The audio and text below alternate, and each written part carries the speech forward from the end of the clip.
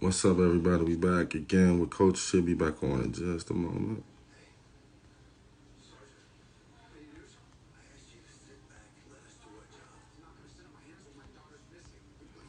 We coming right back. Coach is coming back on in just a minute, y'all. We just started talking and talking.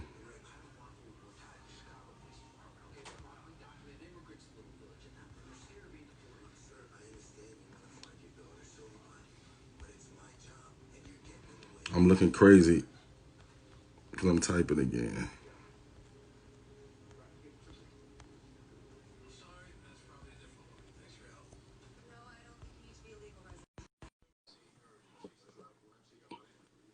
Let me back up some. I'm looking very crazy. Coach is coming You back. looking crazy again because you typing? Yeah, you see how close I was to the screen? Let me back up because I said You ain't focused. You ain't focused, man. So look, Hey, I'm looking listen, at, am I supposed to tell you Happy Father's Day? yeah, I appreciate you it. got kids in the background trying to get on the interview. I mean, the least I can do is tell you Happy Father's Day. You heard it, because look, what happened, I went and got Happy Father's Day, Coach. I appreciate it. I went and got an Apple Watch, a new Apple Watch today. I wanted a new, bigger one, just the bigger, bigger. You want a big face Apple Watch? Yeah, I want a big face Apple Watch. You know what I'm saying? So, hey, it must be nice, but I'm sure you deserve it, man. Nah, I appreciate it. So I jumped the gun and called her and was like, boom, I'm about to upgrade my watch. So what I'm gonna do is, I was gonna give her my old one, but I started talking to the guy at the place. Yeah. And, he talked me into getting the like the same model I have, but with the pink on it or something like that. So I end up calling her and telling her about it, and then I couldn't get it, and then I'm like, oh, right. Hey, but you had to give yours up, right? Yeah, exactly. You can't black, no trading back. Right. I gave her my old one for the note, but I kept mine. I got myself a new one, but I couldn't get her the new one, so she got I passed her down my own one still. So you know what I mean. But I called her mom and me and my fiance. I'm getting married next year too, Coach. I remember when you got engaged. Right. Yep. You did. You hit me after that too. That she did. You hit. She just came home from work. She my fiance, she's a nurse, so she on the front line fighting this COVID. You know what I mean? Oh. She just came home. Bless her, man. Congratulations. Yeah, thank you. You were so happy. You were so happy. Word. I saw the photos. You was trying to be cool, but you was cheating. Word. People were laughing at me because they said, like some family members and stuff that saw the pictures and stuff when I put them on Instagram or Facebook. They were like, "You were smiling hard." I was like, smiling hard. Hey, that's what we'll do to you. That's all right. You get the right one, you'll be smiling. I see mine just joined. You know, he up there smiling at me. I ain't gonna lie. I was I met Mr. Odom then earlier. That was my first time meeting him too. Yeah, they laughing at me until I took my Jordan off. I didn't want to crease my fingers up. But it was a joke. It was an ongoing joke that about a meme that we seen on social media. And a girlfriend put they get mad at their boyfriend and get back at their boyfriend was like put the sneakers on and bend them up. So it was like an inside joke. I ain't no shit. You know, so yeah. So, the inside. So I'm excited for you. You what month? You guys have a date set? My husband talking about he think his watch came today too. Man, you starting trouble. What's up, cousin Cheryl? You gotta have the big face, Coach. You gotta have the big face. No big face. Big face Apple Watch. Hey, listen, it tells the same time as the little face. Big face. And then let me tell you. So I went over to the Sportsplex today, thinking I'm so excited about my new big face Apple Watch. You know what I'm saying? So I'm talking to one of the other coaches, this guy Jalen Donahue. So I'm like, yeah, Jay, I got my watch upgraded. So I'm looking at his. He has the big face one, and he has his is a Nike Plus one. I said, oh, I got that. Now I got one up on you, right? Yo, when I looked at his watch, I said, yo, why you on the why does it say it like the just do it and got the Nike check on the screen? He's like, oh yeah, because I asked him about the band that he had last week. Right. He's like, oh, it came with it because mine is a Nike Plus one. I said, yo, Oh, I'm still behind. So you want to go get a +2? I didn't know I didn't get the Nike watch. I thought I was going, like, when they powered on and I paired it to my phone, I was looking for the Nike check. So I asked him, you know what I mean? I thought he put like a background up there and put the check up there himself. And he was like, no, it stays up there. I was so hurt. It came like that? Yes. I was hurt. Oh. So hurt. I was like, You educating me, man. Oh, yeah, Wait. I'm trying to think of the next holiday that comes up, because they got women big faces too, right? They definitely do. They yes, definitely sir. do. They definitely do. So I'm man. in your stuff again. You know, it takes me it takes me like 2 minutes. It takes me 2 minutes to pin it real quick. I'm looking. I'm typing so slow. Great suggestions for the birthday gift. Yeah, I'm not listening to him. I got your back. Like I don't see that. I got your back completely, Coach. You believe Odom for sure. Believe that.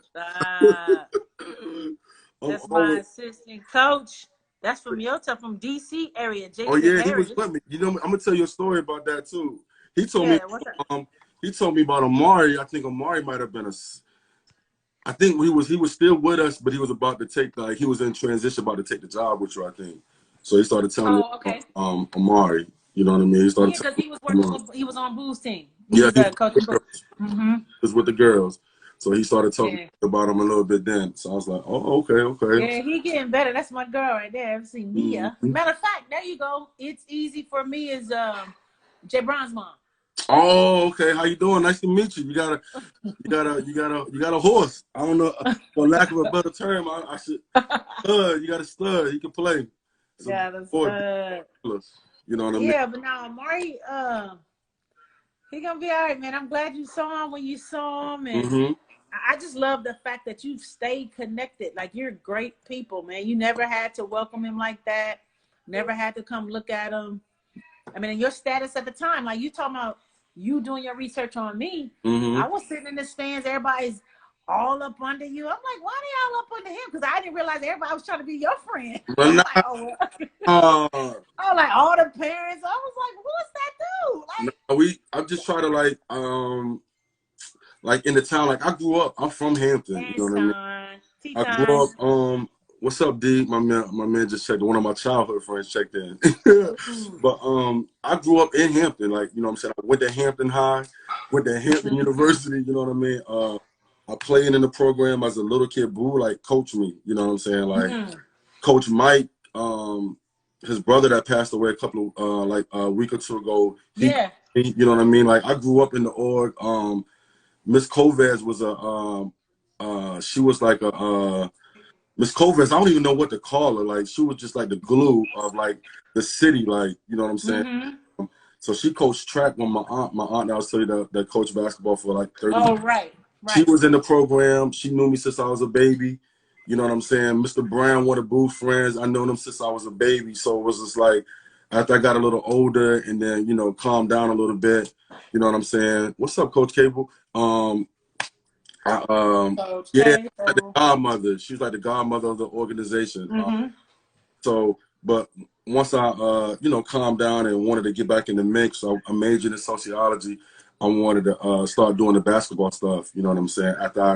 It just took some time. Like, I was telling somebody the last time I spoke about it. I said, maybe if I got into it when I was younger, I might have tried to do another level of it. But I like what I do with the AAU and with the high school kids and trying to, you know, help them, you know what I'm saying, get to a goal and achieve something there. Do you ever get bored? There's always a new challenge, right? Is it always a new challenge for you? And so funny, I'm reading also, your boy said that you about to be the next Boo. No, man. You like Boo in waiting or what? Boo is you're buried. But Boo is my guy. That's mad respect, because we all know his story, and he's laid a foundation for somebody even breathe that, joking or not. That says a lot for you and who you are and how they respect you and how you respect the business of it and the people that, like you just said, the godmom and everybody around. And like another guy, a lot for you. Coach Harper, Butch Harper was another guy, like a trailblazer in the city of Hampton. Like him, my other friend, one of my guys with the Central that I played AAU with for Boo, his name was Brett Harper. He was crazy when we were young. Like he was 4'5" good. He just, had some great issues and other issues, but Brett was crazy, like at Central when he played down there. So really, yeah, he was crazy. I'm supposed to know this person. I gotta do some research. His name was okay. Brett Harper. Okay. He started doing that and one stuff. They called him Mr. Excitement and all that. He was crazy. Oh, wow. So we grew up with another guy, Butch Harper. He was like my guy Marseille Brown. He's in South Carolina. I played with him. He played at Hampton. He played at University of Richmond. They knocked off at Hampton. They knocked off Iowa State when he was there at Hampton. With Tar Williams, yeah, they knocked them off. There was a 15 seed, and they beat them out west too. They beat Iowa State out west. So his father, Coach Brown, they were like the forefathers of the org. Like, so it's crazy. Like people talk about it with me all the time. I'm like, I do what I do. Like I don't get paid to do it, but I enjoy it because those guys that started it, I'm like played for them. Like I played for Coach, Coach Brown, Butch, for Boo, all dudes that like really, really started like AAU in this area. You know what I'm saying? Like, and Boo was one of the first people that started nationally. So, you know what I'm saying? Like, so I played for them directly, so it's like a different type of feeling. You know what I'm saying? When legendary. Yeah. I don't get bored. I get kind of bored, but it's just like teams are popping up. You know what I'm saying? So it's a little competition. So, we got to grind a little bit hard, you know what I'm saying, now, just to make sure we get the type of kids that we want to play for us. Do you like this business side of it better than the coaching?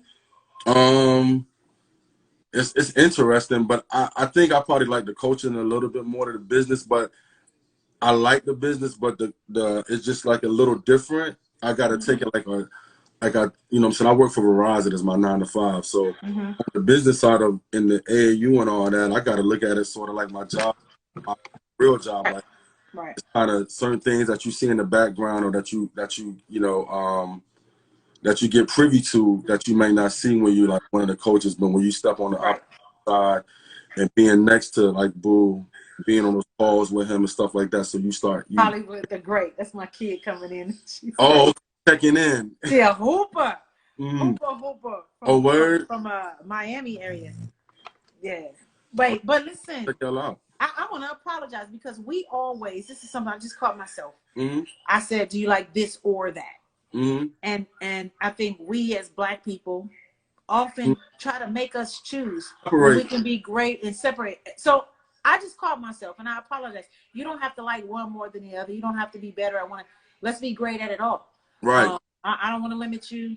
And that was unfair on me. Coach Trish, I can do it all. I can love this and love that and strive to be the best in everything. So because I do like that you put it to that. I do like love it both because I try to like working with Boo. I try to like I want to be. He's teaching me how like to be a good guy in this, and I think I'm like building a lot of relationships that way. Like you know what I'm saying. Like Dane, one of the first guys that I had on, I met him in college. You know what I'm saying.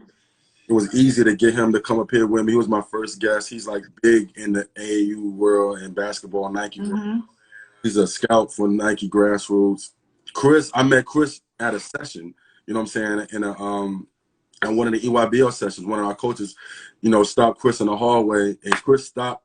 He rapped with me for like 15 minutes, 20 minutes. I love Chris. He didn't know me from a can of paint. You know what I'm saying? I love Chris. That's my guy.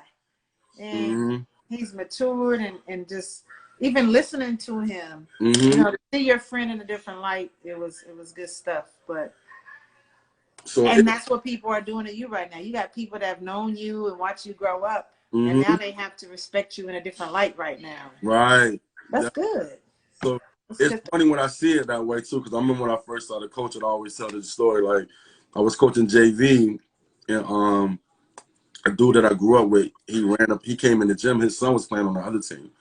So he didn't know I was coaching or whatever. He ran in the gym and just was like, yo, you know what I'm saying? While we playing, like, yo, started calling me my nickname from around, from around. I didn't know you was coaching. You're like trying to have a full-fledged conversation. A whole conversation. You're trying to coach a whole game. A whole game. You know what I'm saying? And I was like, yo, it was funny when he did it, but I was like, I get it though, because everybody stay the same. Everybody goes, I'm saying, if you remain the same type of person, everybody's gonna remain the same type of person with you. So he just, that's what he know me as from around the way. And that's what he identified me at. So I was like, yeah, you know what I mean? Like, it was crazy that we did that.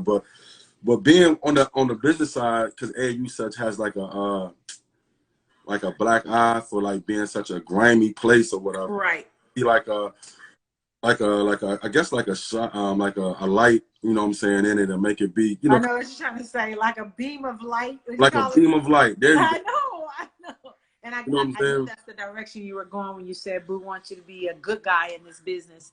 Because there are some black marks, as the world calls it, white marks as far as I'm concerned.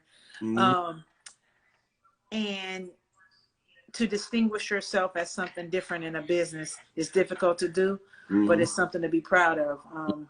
And I can understand, I can relate to that. Trying to be at one point a #1 recruiter, right? Being labeled as that, that comes with everybody assuming you did it a certain way. And no, you can have success the right way. And it's just about patience and perseverance, and everybody doesn't believe it. You're going to come around people that don't believe you're doing it. You can actually be involved in AAU and be a good guy. Right, exactly. Because I had people that say you can't actually get a #1 recruiting class and have done it the right way. No, you can. You're right. Because I was going to touch on that with you, like I talked about it with Jones, about it. Because you led me right into it. I was like, yo, you and Jones was like the best people for me to interview. Because wow, thank you. Because y'all lead me right into what I want to go to. Segue, man. I'm trying to. You said I was a scorer, but I give you an assist every once in a while. I give it up. Like, I mean, it's a fall out my hand, but if you can see like my guys, you go right into what I wanted to talk about. Like you did it earlier with your staff, but like talking about that with like I talked about with Coach Jones, just going into like recruiting and you being labeled because you had so much success as being the next person over. You know what I'm saying? Like, I always tell people all the time, like, even on the level that I coach at, when I coach JV or whatever, when you standing up, it's a different, you know what I'm saying? It's a different situation. It's a different type of anxiety. You know what I'm saying? So from going or even taking that stigma or that title of a recruiter, like, you was in that other chair and you did that so well at, good schools, and you had these big classes, coach pros, you know what I mean? You brought pros into organizations or to programs or whatever. So was that hard for you to transition to like somebody taking you serious as a head person, head lady? That's a great question. That's a very good question. I've never been asked that way before. What I've been asked before, let me just tell you, and I'm going to answer the question. You've been such a great recruiter. How are you going to replace you? So you're the head coach. How are you going to get a you on your staff? Right. And so that's what I was presented with at first when they were like, who's going to be your staff? And I was like, oh, that's kind of deep. Right. But in answer to your question, I wasn't trying to get a me, but then they would remind me, but you were successful, so you need a you. So there are a lot of criteria that I would say that my assistants would have to have. And in hiring, I would have to first assess, who am I? Why have I had success? So I had to do a lot of, soul searching and, be real with myself. Why have you had this success? What qualities allowed you to be successful in a recruiting role? But then in answering your question, Coach, was it hard for people to take me seriously moving over to the second seat? I would say no. Not to my knowledge, because I ran that role and accepted that role, and I was the head coach of my role. Okay. So, and I would suggest that for anybody, whatever it is, be the lead in that role, and that will give you some experience as being a leader, as being able to make decisions that may or may not work for you, but stand up to the failures as well as you accept the successes. So there was no fear in moving over. And then I carry myself, I would say, with enough confidence, feeling like, I'm going to get the job done no matter what the job is. So I do think there were onlookers who wouldn't expect me to have had such success as a head coach because, like I just said, either or with what we do for one another. There are these shirts out right now. I'm more than a recruiter. Right. And when I went and became a head coach at Concordia in Irvine and won a championship and got coach of the year in the second year, as well as recruited some great players, then why do I have to be one or the other? Why can't I be an extremely good coach, coach capable, and a very, very doggone good recruiter, and an X and O person, and a relationship person? See, that's the thing. We have been forced to be so many things for so many people and forced to excel and be great at those things that you can't box me in. There's no possible way for you to box me in. I do not have to choose to be a great recruiter or a good coach. Right. CSO can be pretty doggone great at all of it. I have the potential to be so. Whether you accept me as one thing or not, I believe I'm capable of presenting myself as a quality head coach, as a quality recruiter, as a quality XO person. That still has to get better in these areas. But my thing is, I didn't have to trade out one for the other. I'm just adding to my game. Right. Just add it to the toolbox. Yeah. Right. But it's use those terms. That's why I know you've been doing it for so long. Like, because people say that though, like when you putting together, like when I was started coaching EYBL and all that, sitting down with Boo was like, yo, you got to make sure you got somebody else that can help you with X and O's. You got to, you know, y'all both recruit well, this and that. Have somebody to help you with managing everything and this and that. So before I was doing the EYBL teams, I did it all. Like I was the, like I had one team coordinator and she was amazing, but she was like a family member. Like she played she played basketball and ran track for my aunt. So like I know her all my life. So other than that, like I did all the paperwork, even with the EYBL teams, all the paperwork, all everything. You know what I mean? Somebody try to show their muscles. Right. No, I guess you never wear no shirt when you that age. When you exactly. No. Like, boy. My dude, he get too heavy though. Yeah. But no, I took that from what you said, Coach. Like, I can do it all. That's gonna be something I take from this. Do it all, man. Yeah, do it all. Don't allow them to make you choose. Don't. As a matter of fact, going through that with Maury, I mean, he's a multi-sport athlete as well as my younger son, and at some juncture, I do understand. Trust me, I understand. You got kids in the gym a certain amount of time, and if you play another sport, it takes away. I get all that. And there's going to come a time where, you know, whatever's happening is going to happen. But in my mind, in his mind, I'm going to be great at all that I'm doing right now. You do not have to make me choose right now. Like, why can't I strive to be great at all of it? Right. Yeah, that. And don't limit ourselves. Like I'm not trading in a one thing for another. Right. I'm trying to add to the toolbox. Right, and I suggest you do the same. You're absolutely right, because if you got it all, it's hard for people to turn you down. Hard for people to say no to. Hard for people to turn you down, Coach. And I tell that, I used to say that as an assistant, and I say that now. How about this? How about the more versatile you are? Anybody knows. Any coach on this line can tell you, you get more opportunities on the court. Definitely. So yeah, I wanna be a master of something. I get that. But at the same time, if I'm honing in on one thing and that team does not need that one thing, you're never going to get an opportunity. Right. If you expand your roles, expand your game, expand your knowledge, you're going to have a world of more opportunities coming your way. So don't limit yourself, man. Mari, who was that player, the NBA guy that said, don't let them box you in? One NBA dude. Trick, he's in the league right now. I can't remember. No, I remember that he said it like in a speech or something that he was giving. And we saw him face to face. Who's this boy? We saw him at a game afterwards, and I said, "What did you say?" He said, "Don't ever let them tell you what you can't do." He's a forward. I don't know. He gave that advice. So cliche, but it's the truth. He gave that advice to Mari. He gave that advice to Mari. Please tell me who this player was.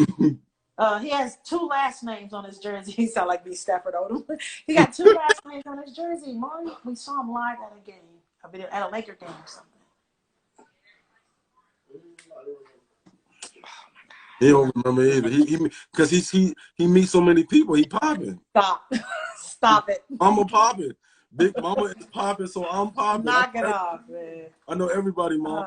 Oh my God, what's this man's name? Now I'm gonna go crazy till I think of it. Try to figure it out. So I had a question for you too. From the how would you describe yourself like as a coach? Ronald Curry, National Player of the Year in hoop and football.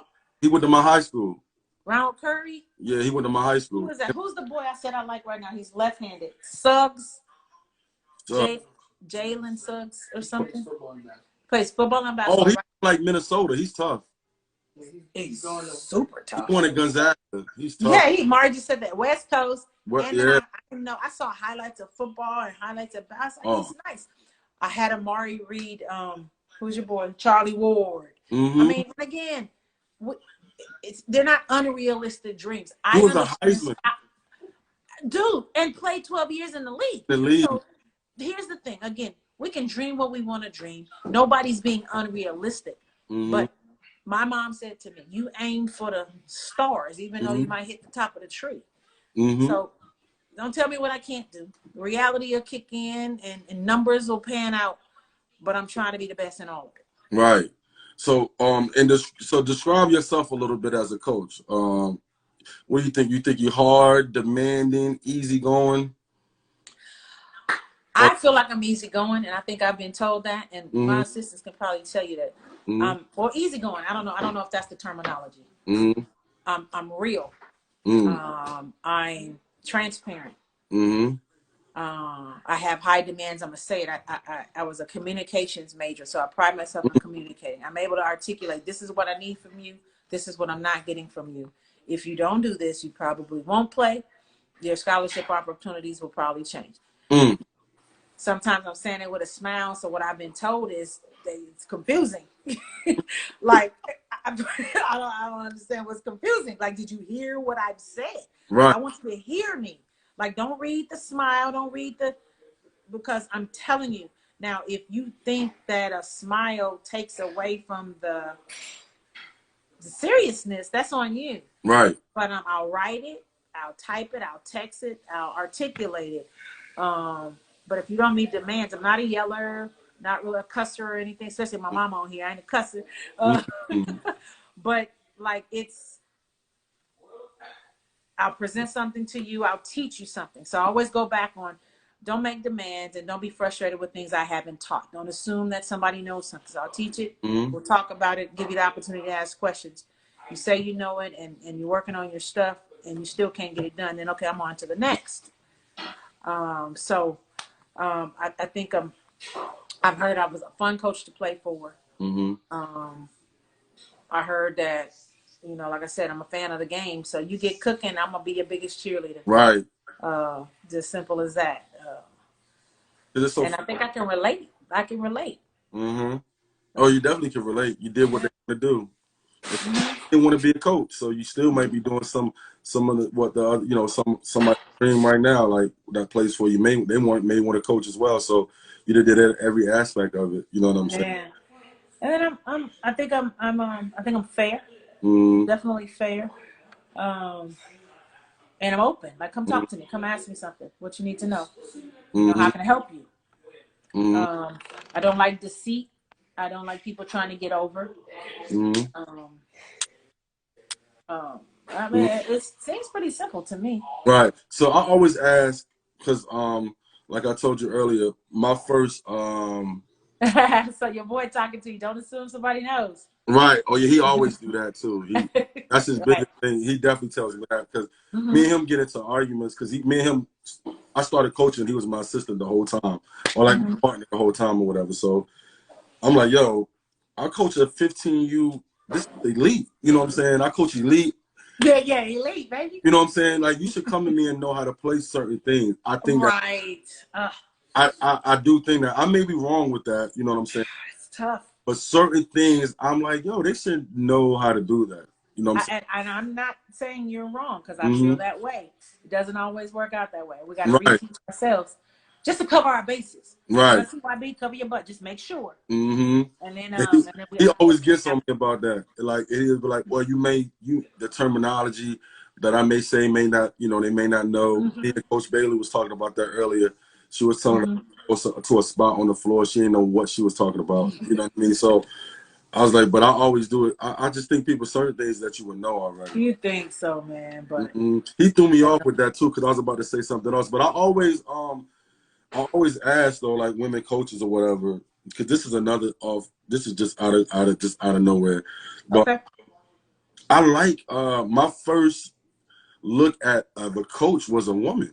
You know what I'm saying? Like my aunt and my mother played ball. Like my mom was real big, and she's from North Carolina. She played ball with the Johnson and all that, so she was really into basketball. Like, so that's where I learned it from a woman. You know what I'm saying? Like, and then we had different things growing up when I was younger, different issues or whatever. So we lived with my aunt, and my aunt was a high school coach, so she'll pick me up from school or whatever, and take me to practice. So I'm just sitting there. My first looks have always been a woman coaching basketball. You know what I'm saying? Amazing that you said Always been a woman. So I always talk to Coach Bailey and to some other coaches I know that are females. Like, what do you think about the girls' game and so many men coaching the women? You know what I mean? I know that it's just weird. It ain't weird to me, but I just I don't know. Like I was telling Coach Jones, I like black coaches for black boys. I just, I know white coaches and I'm cool with white coaches. I play for white.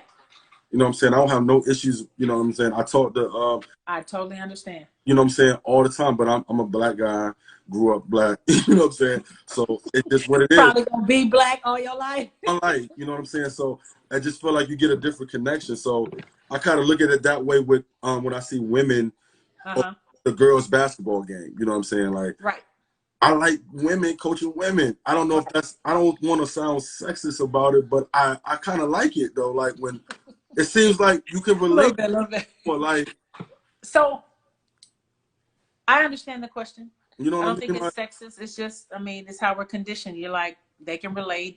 We just assume. So what I like is the variety of a staff. And I feel like, matter of fact, Jason Harris, I got one of the best assistants in the business who happens to be a male who has a daughter. So you got to imagine why they're pouring in. A lot of men are pouring into the women's game because they have daughters or they were raised by their mothers. So they have an extra kind of passion for the female. And it's also me covering the gaps. I understand that as you were raised by your mom and around your mom was your first coach. I might have players that relate a lot better to the male. Right. Because that's who raised their daddy's girl. They, mom was for whatever reason not around. So I'm covering bases, and I like to see things and feel like I'm teaching them through different eyes. Yes, the natural proclivity would be for woman coach a woman, man coach a man. But again, I think that's us, B. It is. Limiting ourselves. Yeah. Remember? Limiting ourselves. Because in my mind, I've been an NBA coach for a long time. Before it became now kind of a little more the thing to do before you're hiring this. I've been an NBA coach for a long time. Sure. Trust me. I just ain't got that check yet. But the people I know, the players I know, who I can relate to. Now I got two sons growing up in that. I'm an NBA coach. Right. And in my mind, because I'm going to be able to connect to the person that was raised by their mom, that I'm going to say the same thing to that kid. If he sucks, if he's doing well, the same thing the head coach is saying, but he's going to hear it differently from me. Definitely. Same message, different voice. Because all my life, I've been relating to my mama. She hasn't been soft on me, but she's been able to tell me something that I don't hear the same way as this white man head coach. Right. What is he talking about? So now, as a head coach able to hire a staff, I see the variety of that coaching staff being able to conquer much more area and much more space than just that one type of voice, coaching and teaching and mentoring and giving advice to my young ladies. That is a great point. And like you said, Yo, I swear, this is so funny. This is off topic too a little bit. Like, cause you're the first lady, period, that I coach. I mean that I interviewed up here at all. So okay. Oh my God, I'm winning. yeah, you top 5. I'm winning You know though. what I mean? But the way women peel back layers, the way you just peel back that question for me, made me realize, like, and you said it again, like, B, maybe that's us limiting ourselves again. Like, I put a limit on the women's game for only women to coach women. And they can learn a lot from a man. So that is something else. That is a great point there that's a good way to answer my question and to let me know. Yeah, they kind of educate me with that too. Because I talked to like my aunt, like I said, she coached ball. I had another aunt that coached ball. One of my aunts, God bless the dead, she started the I feel bad for because I'm about to mess it up, but in the CIAA, she started the swimming like program for the whole CIAA back in the day. My aunt Alberta Gatlin, and she was at. Look who I know. What? Man, come on. Yeah, she was at Hampton University, and my other aunt that coached that coached high school, she started off at coaching at Hampton Institute back in the day too. So they were kind of like. So that's why I always looked at it like.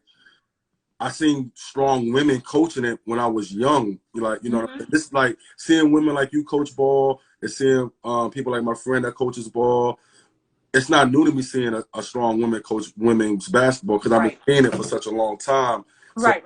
Kind of made me kind of feel that way with the women's game. You know, and I understand that. And your coach just said something good. She said men shouldn't dominate our sport, which I agree with that because that would be taking away from opportunities that women should have. But I do think they're needed. I don't think they should be excluded. I think there's a couple of top coaches. One just retired, as a matter of fact. Well, top by the standard of winning and success, and where the institution that she like refuses to hire a male coach. I don't take that stance. Right. And I understand, just like they're not hiring women all over the NBA. Becky Hammond is alone right now. Right. Her fight. There more that's been added, thank God. But because to say women can only coach women I would be hypocritical to think now I could step in and coach the men. And coach the men. Yo, but that's different. That's different though. Word.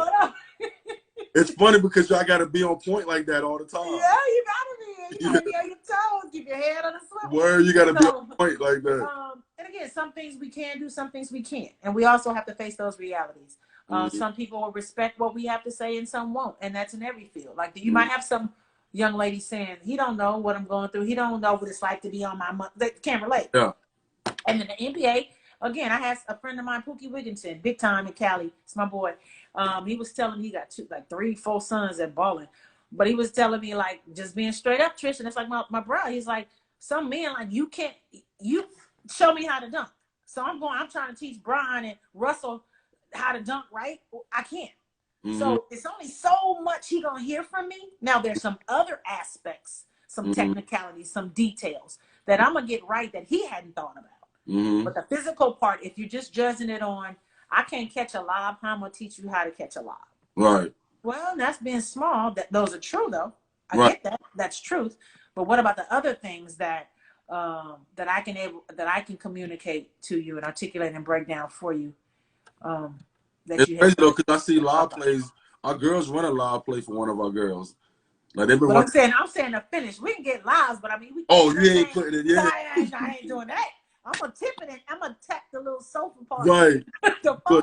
You'll catch it and shoot it in pretty much. 2 hands though. 2 hands. So I mean, there's just different things. It depends on how shallow or how open you are to receiving information. I mean. Yeah, but you made me person to person. Different. You made me think about that on a whole different landscape, on a whole different angle of it. Oh, good. You know what I mean? Like, yeah, because that's putting another limit on us that we talked about. That's what we do. We're gonna stop that. Right. We're gonna stop it. It's all right. It's gonna take time though because it's embedded in us. You know, it's for a lot of different reasons, and it's no negativity. It's just we gotta consciously change that. Like, let's be this and this, not this or. Oh, I'm about to get that shirt. Come on, get one. That's dope. And not or. I'm glad this is being recorded so I could go back and I could get all these hip hop quotables back so I can make sure I have them. Let's go, man. So I can have all these quotables back. But that's a good one though. But I never. That's the second time you got me. That's why I know. Like that's what I'm saying. Like oh, it's crazy. I don't like. It sounds sexist, but it's not because I just think women are like y'all peel the layers back a little bit more than men do. And just like with that question I asked you, you peeled it back and made me understand a different, you know what I'm saying, a wholly, totally different view. Right. I never, like, I ain't just started coaching yesterday, so I've been, you know what I'm saying, right. Especially for a long time with men coaches and stuff like that. But nobody never really, you know what I'm saying, spun it all the way like that. You know what I mean? No, that's cool. That's good to hear. You're not gassing me up. You're not gassing me up. Not at all. Because like I said, me and Coach Bailey, me and her talk about it, but she's always said to me, men are needed in the women's game.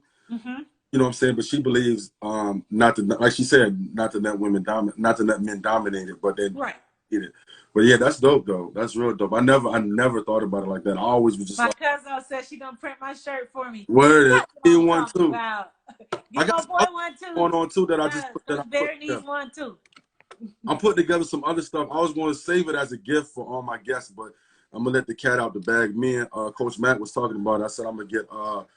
I have one of my young guys maybe another logo. I'm gonna put it on T-shirts and I'm gonna give it to all my guests. Hey, look at you. Yeah, I said I'm wonderful. That. I wear it proudly, man. I'm gonna wear it proudly. Yeah, I appreciate that, but that's real deep right there. You're gonna have me thinking about that a lot. What I think about. We're gonna be thinking together, man. Mm-hmm. When I think about Coach Mike say I need a 2XL. 2XL, yeah. What I'm thinking about, because I see a lot of men coaching women's basketball, you know, and I do, and I think you know, it's just it used to always seem weird to me when I was little, because you know, like I said, it was just men, women, boys here. Well, I've seen some situations, and I don't think this is the only reason. I mean, because I'd be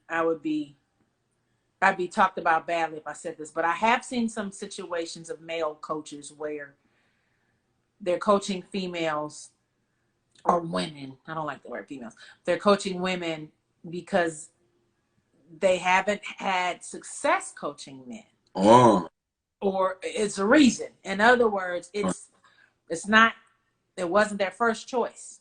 You said, however, so I think those people aren't always respected, because I've heard someone be like, either he got cut from the men's side, or the men he didn't get a job on the men's side, so now you want to coach. So those ones get looked upon badly, especially if you come over with the mentality that I could do this with my eyes closed. So there has to be a grandiose level of respect when you do that, and that goes both ways. So yeah, I ain't gonna respect you if you was a loser coach on the men's side. Don't try to come over here and coach women. Right. You know, that ain't cool. Now, if you were successful and you had the option and you choose us, mad love, much love. And some men coach because they're just, like you said in the very, very beginning, we talked about being a little more coachable, a little more attentive, following instructions better. So if it's a preference, then that's awesome because you chose us. Right. But don't do it as a default. Don't do it. It's true, like you're saying though. Like I think with the men getting involved with the women's game, like the NBA younger guys are doing, because those are the Kobe is the Michael Jordan of these young guys, you know, era or whatever, and LeBron. So they see, like if I was coming up and I saw Mike being involved with the women's game a whole lot. If I didn't have my aunt, like I said, I had women in the game. Right. But I guess seeing like a kid coming from LA, like a Josh Christopher or Jalen Green and those guys from LA. So I guess them seeing like Kobe and James Harden and all involved with the women. Guys that's involved with going to see the women's game too. Now that I think about that now too. It's the LA folk. That's what we do. They go support us. It is, because Kobe was real big on it. Like you said, it could be because they have daughters and daughters playing, or just daughters period. So it makes you look at it a little different when you're raising a little girl in the house yourself. So yeah. And we appreciate it. I mean, big time. I mean, I watch now the WNBA, and I do see a lot of the male players where there's a women's team in the same city. Chris Paul, I think he's big. They sit there. They have friends that are in the WNBA. They come support. I think Paul George, another LA guy. Another LA guy. No, seriously, like, and that's major. And I think perhaps there was a generation of male players that made it seem cool to do. And for whatever the reason, I think a lot of men have become fans of the game. Kyrie is big on the girls' game. Kyrie's huge. So I mean, that's major. I mean, it's fun. I mean, when I was playing, like, Shaquille's a buddy of mine. So when I was playing, it was through USA Basketball. We met on the USA Basketball. So you get a personal friend, and you become a supporter, then you eventually become a fan. And that's awesome. And that works both ways. So who got me? Like I said, I got some friends that coach and my aunt coach and all that, but I think being around Boo a little bit more because he loves the girl side. He loves so I think that kind of opened my eye up to it a little bit more, and just seeing girls that can really boogie. Like when I first, that make me down, man. A little different. You know what I'm saying? Like I can watch that. You know what I'm saying? Like right, really, exactly. You know what I mean? Like it is different. You know what I'm saying? So that's weird though. I like that. I like that a lot. So like I said, I jump all over the place. I'm gonna jump back into some stuff with you, with the MEAC and all that, and so with COVID, that how it just jumped on us because you were here. I think you were here already, right? Had y'all played yet? We had played. Oh, come on, that's a great question. Had we played? Yes, we had played. We had a bye. Then we won. Right, that's what I'm saying. A&T for the third time straight this year, by the way, right? And we're about to play in the semis. And then we played our first game, won our first game, and then they canceled it. We were there in Hampton. I mean, in Norfolk. Yeah, because I knew y'all was good enough. I knew you had a bye. You know, I couldn't remember if it had went into it or if you guys had got a chance to play. So with it, just like did you have how many seniors did you have? 3. So with the COVID coming and the way it came, like it just came in just engulf like college basketball, like you know. Oh man! And the MEAC was the last conference to shut down. We had won a game. Then I went on the little platform, myself and 2 of my players, and we talked about what it would be like. The questions were geared towards who we would play next, blah, blah, blah. Came out, and they were like, if you play. What do you mean if we play? What y'all talking about? Because I don't know what they're talking about. We come out, find out pretty much that it was predetermined that would probably have been the last game. And all those things were transpiring when I didn't even know what was going on. And so I think decisions were being made, and it was just tough. It was tough to break the news to my players, especially the seniors, you know, in the hotel, giving the goodbye, you know, end of the year speech early. But then able to look again at the great side of it, saying, hey, not many people can say they won their last game of the season. Word. So, you know, had to approach it a whole different way. Real quickly, had to think of a different approach. Saying the same thing, praising the same people, but understanding things are out of our control. But hey, we won our last game. So pretty much the people that win the last game are the champions. Word. So it just sucked though. I mean, it sucked because we were on the momentum. The momentum was high. You know, the energy was incredible. And all we could say was what we think we could have accomplished, which would have been historical for North Carolina Central, under my leadership, thank God. So, you know, again, that's just motivation to come back and prove it wasn't a fluke and keep it pushing.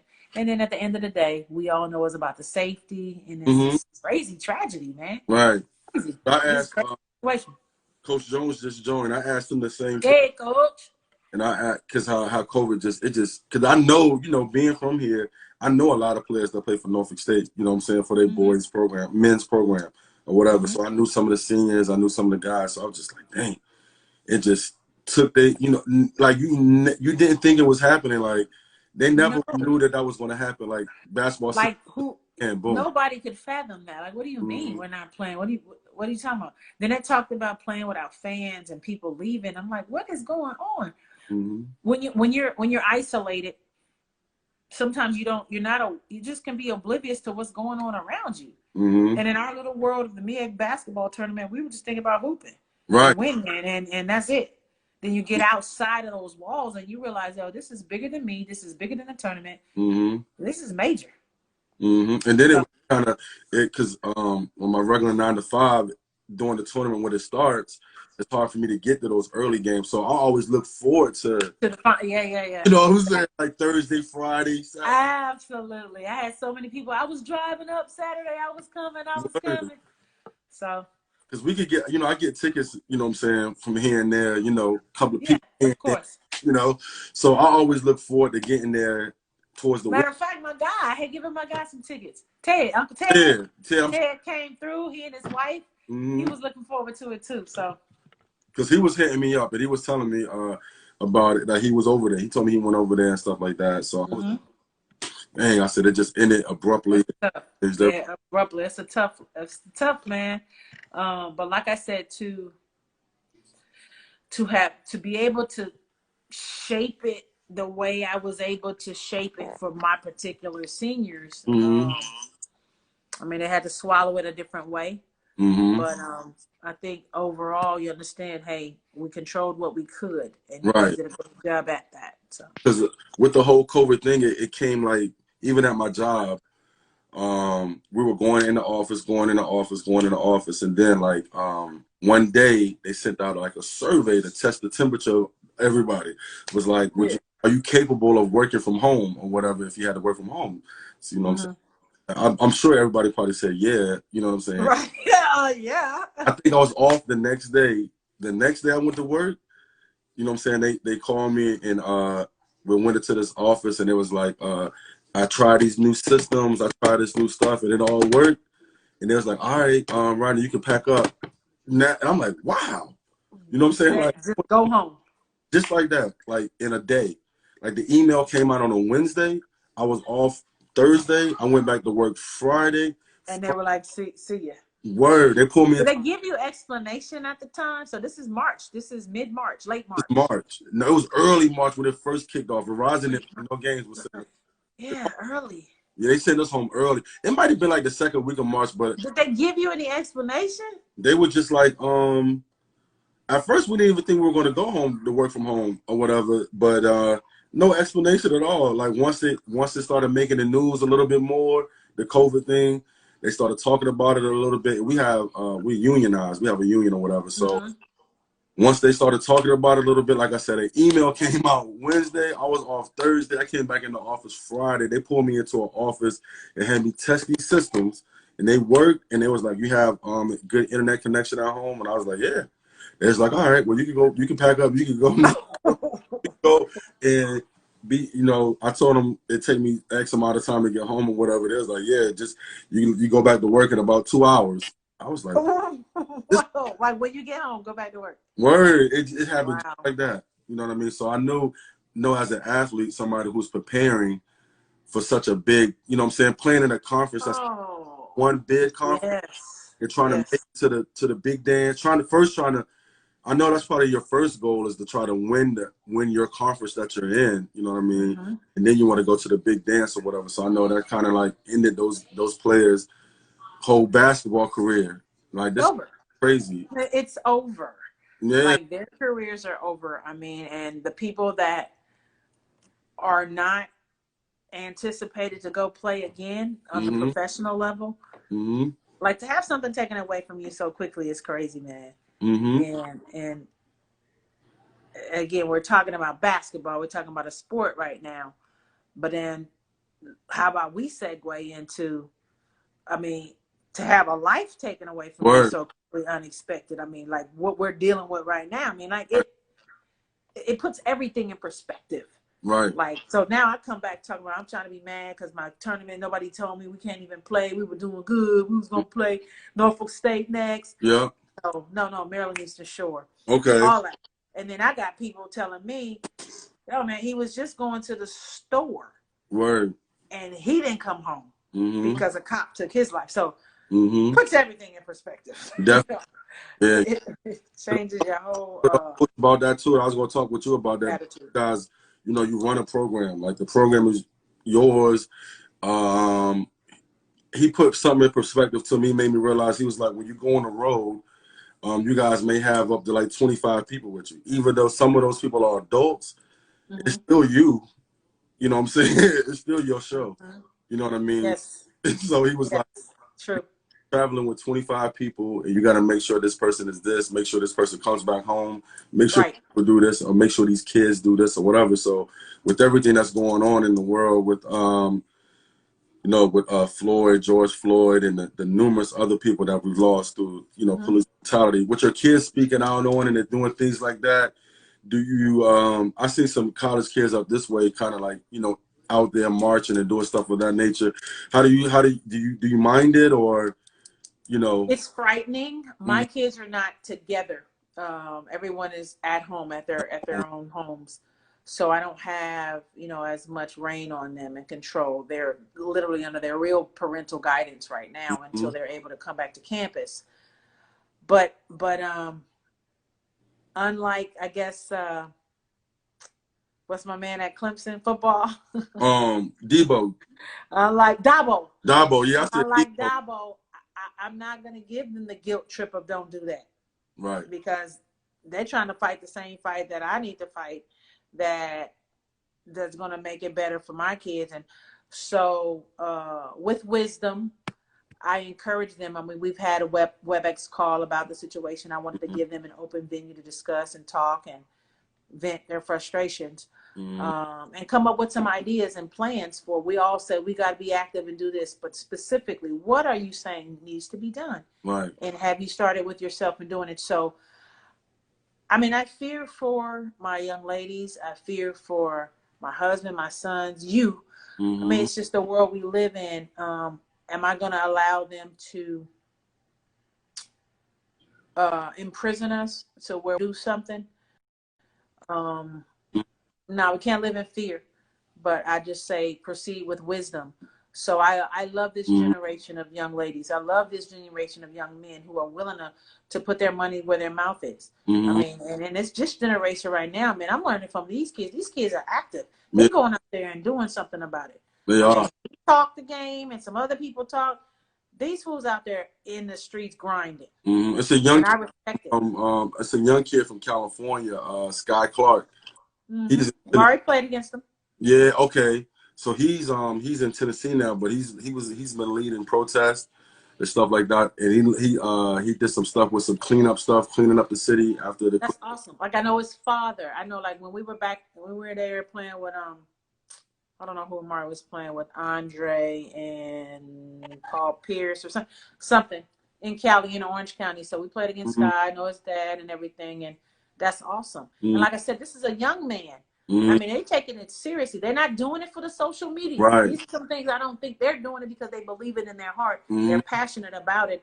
And again, these kids are actively trying to make change. And I respect this generation for that.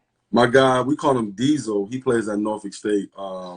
Stephen Whitley. He put together like a silent, you know, peaceful protest. He postponed it, but he organized that himself. You know what I mean? I heard I seen something on the news, some young girls, I think they were like 15 and 16, that put together some protests and things of that nature too. And I was like, wow. Man, it's amazing. And again, like I say, they're socially aware.